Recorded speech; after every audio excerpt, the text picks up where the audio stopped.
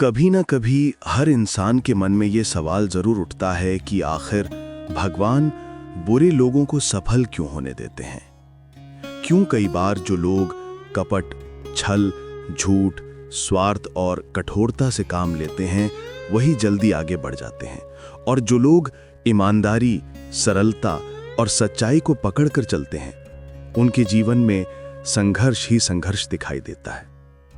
ये सवाल जितना आधुनिक है उतना ही प्राचीन भी है। अर्जुन ने भी महाभारत के युद्ध भूमि पर श्री कृष्ण से यही प्रश्न पूछा था कि क्यों कभी कभी अधर्म प्रबल होता हुआ दिखता है, क्यों बुराई आगे दिखाई देती है और अच्छाई पीछे छिपी हुई। इस प्रश्न का उत्तर गीता की गहराई में है, और इसे समझने के लिए पहले हमें यह समझना होगा कि बुरा व्यक्ति कौन है।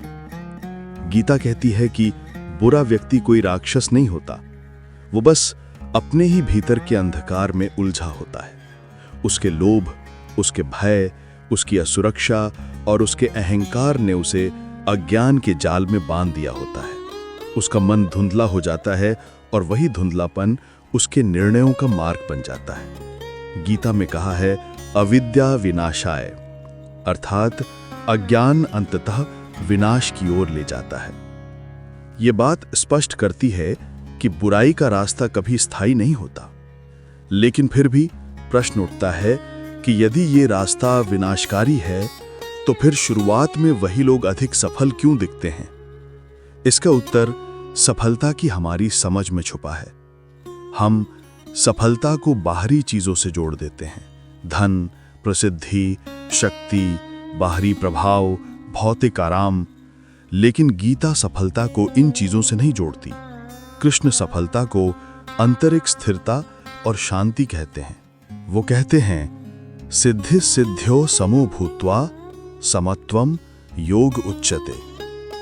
अर्थ, सफलता और असफलता दोनों में समान रहने की क्षमता ही सच्चा योग, सच्ची सफलता है। इस दृष्टि से सोचें तो बुरे लोगों की सफलता सिर्फ बाहर चमकती हुई दिखाई देती है, उनके घर, उनके वस्त्र, उनकी लोकप्रियता, लेकिन भीतर वे लगातार अस्थिर होते जाते हैं, क्योंकि अधर्म से प्राप्त किया हुआ फल मन को शांति नहीं देता।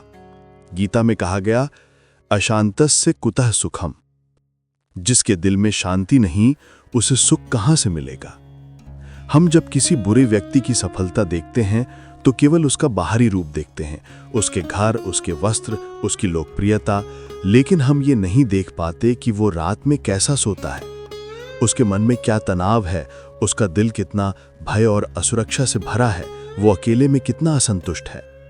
बुराई के फल बाहर मधुर लगते हैं, पर भीतर जलन, भय और अस्थिरता के बीज बोते हैं। यही कारण है कि गीता में कहा गया है कि अधर्म का फल अल्पकालिक होता है। अंतवत वा फलम तेषाम तद्भवति अल्पमेधासाम। अर्थ, जो लोग अल्प बुद्धि से केवल तत्कालिक लाभ देखते हैं उनका लाभ जल्दी ही समाप्त हो जाता है। अब सबसे बड़ा प्रश्न आता है कि भगवान उन्हें ऐसा करने क्यों देते हैं, उन्हें रोकते क्यों नहीं। गीता बताती है कि मनुष्य को स्वतंत्र इच्छा दी गई है, फ्री विल। ये संसार एक विद्यालय है जहां सीख केवल अनुभवों से मिलती है। यदि भगवान हर गलत काम करने वाले को तुरंत रोक दें तो सीख किसको मिलेगी, आत्मा का विकास कैसे होगा, सही और गलत के बीच चुनाव का अर्थ कहाँ रहेगा। इसलिए ईश्वर कर्मों में हस्तक्षेप नहीं करते हैं, वो केवल कर्मों के परिणामों को समय पर प्रकट कराते हैं। कृष्ण कहते हैं, कर्मण्यधिकारस्ते मा फलेषु कदाचना। अर्थ, तुम्हारा अधिकार केवल कर्म पर है, फल पर नहीं। इसलिए भगवान बुराई को बढ़ने देते हैं, क्योंकि इस संसार का पूरा ढांचा चुनाव और परिणाम पर आधारित है। इंसान को अपना रास्ता चुनने की स्वतंत्रता है, चाहे वो सही हो या गलत, और हर चयन का परिणाम समय के साथ सामने आता है। बुरे व्यक्ति की यात्रा तेज हो सकती है, लेकिन उसकी नींव कमजोर होती है, इसलिए उसका पतन भी उतना ही निश्चित होता है। ये पतन तुरंत नजर नहीं आता, इसलिए हमें लगता है कि उसकी जीत स्थायी है, लेकिन कृष्ण अर्जुन से कहते हैं कि जिस सफलता की जड़ें सत्य में नहीं है वो स्वतः ही ढह जाती है। कभी कभी भगवान बुराई को इसलिए भी बढ़ने देते हैं ताकि समाज जाग सके। महाभारत में दुर्योधन को इतनी शक्ति, इतना साम्राज्य, इतना अधिकार मिला, क्या भगवान नहीं रोक सकते थे?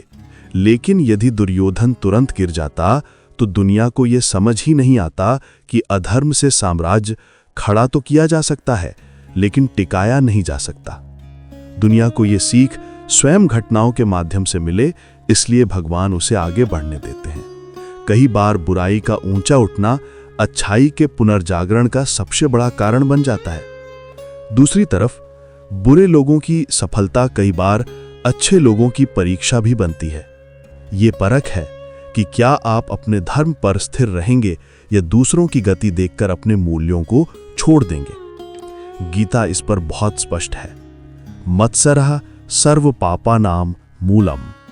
अर्थ, जलन पापों की जड़ है। जब कोई बुरा व्यक्ति आगे बढ़ता दिखे तो हमारे भीतर एक बेचैनी, एक असंतोष, एक तुलना की भावना जन्म ले सकती है। लेकिन यही वो क्षण है जब गीता कहती है कि अपने मार्ग से विचलित मत हो। कृष्ण अर्जुन से कहते हैं, नियतम कुरु कर्म त्वम। अर्थ, अपना निश्चित कर्तव्य करो। दुनिया क्या कर रही है, दूसरों के कर्म क्या हैं, ये सब तुम्हारा विषय नहीं है। आज की दुनिया में ये बात और भी आवश्यक है क्योंकि सोशल मीडिया पर हम रोज देखते हैं कि कैसे कई लोग गलत तरीकों से प्रसिद्धि पाते हैं, विवादों से नाम बनाते हैं या छल से सफलता हासिल कर लेते हैं।